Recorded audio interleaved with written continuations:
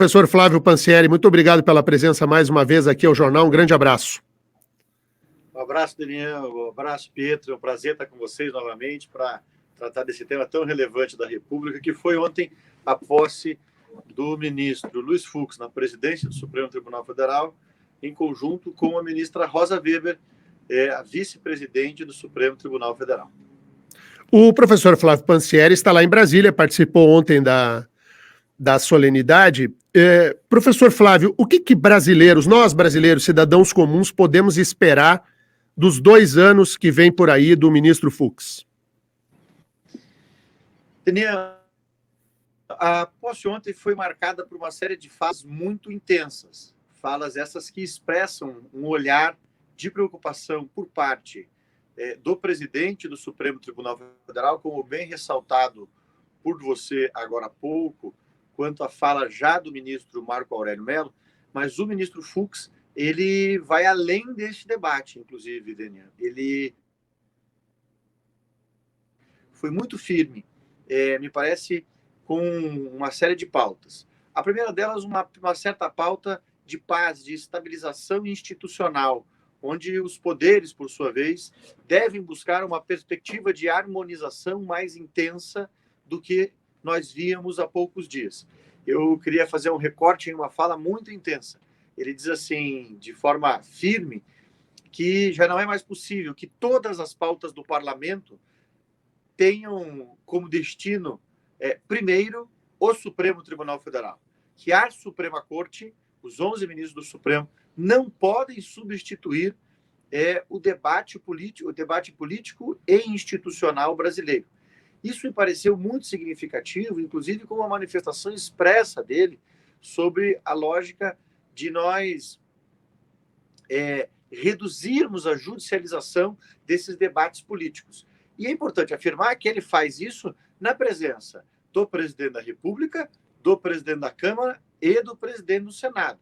O que me parece, e isso eu posso lhe dizer, foi o trecho mais relevante, em especial para os constitucionalistas brasileiros, quanto a uma série de grupos que participam ontem à noite, o principal ponto de debate era esse.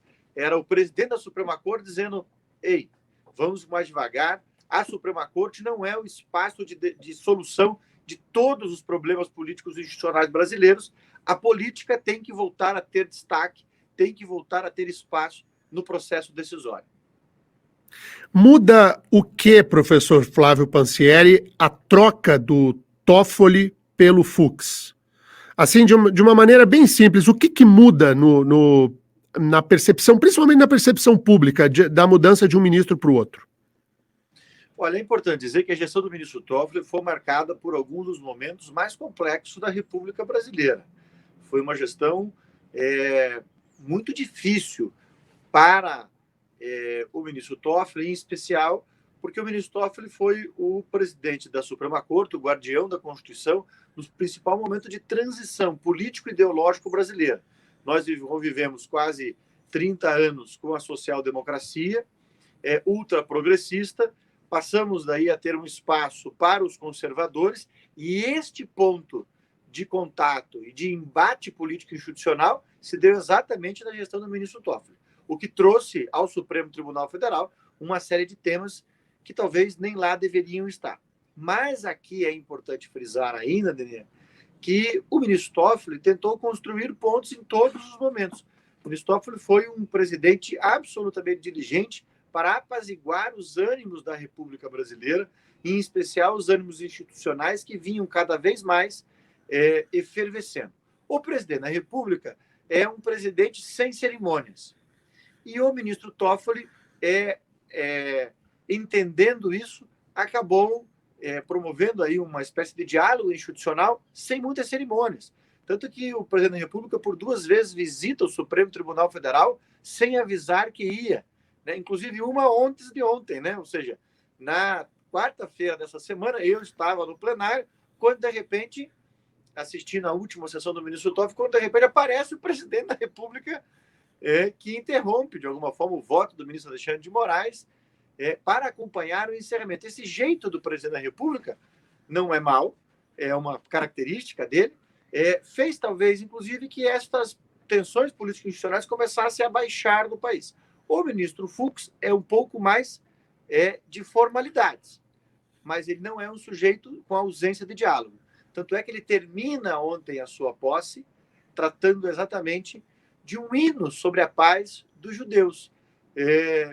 Ele que tem origem judaica e, portanto, ele deixou claro ontem que tentará a todo momento construir pontos, construir uma ideia de vontade de Constituição para que a sociedade brasileira caminhe com mais paz, com mais harmonia, com mais tranquilidade. O ministro Fux é este ministro do diálogo, como era também o ministro Toffoli, mas o ministro Toffoli é um pouco mais duro no embate. O ministro Fux um pouco mais do diálogo, mas com mais formalidades institucionais do que nós tínhamos na gestão anterior. Um não é melhor do que o outro, mas são características da personalidade de cada um que comporão, logicamente, a gestão do Supremo Tribunal Federal nestes próximos 2 anos. Professor Flávio, para a gente encerrar, eu quero bastidores. Se deve ter fervido aí a questão da substituição do ministro Celso de Mello, que deixará o Supremo Tribunal Federal aí nas próximas semanas. O que circula hoje em Brasília de favorito, se é que há, para assumir a cadeira de ministro do Supremo Tribunal Federal? Deninha, se eu pudesse arriscar, Deninha, eu lhe diria o seguinte: não existe um nome escolhido e, neste momento, qualquer constitucionalista conservador pode ser um bom candidato a esta vaga do ministro Celso de Mello.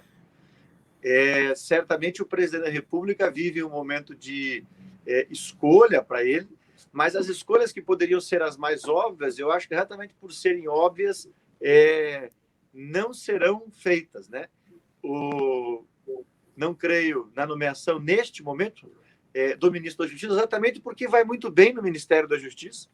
Não creio na nomeação do Procurador-Geral da República, exatamente porque, na função de Procurador-Geral da República, este é um conservador e será muito difícil encontrar outro conservador para lá ocupar um espaço como ele vem fazendo. Então, e nós teremos, ele pode ser reconduzido, teremos mais uma vaga o ano que vem, e se o presidente for reeleito, teremos mais 3 vagas para o Supremo Tribunal Federal para que o presidente Bolsonaro nomeie.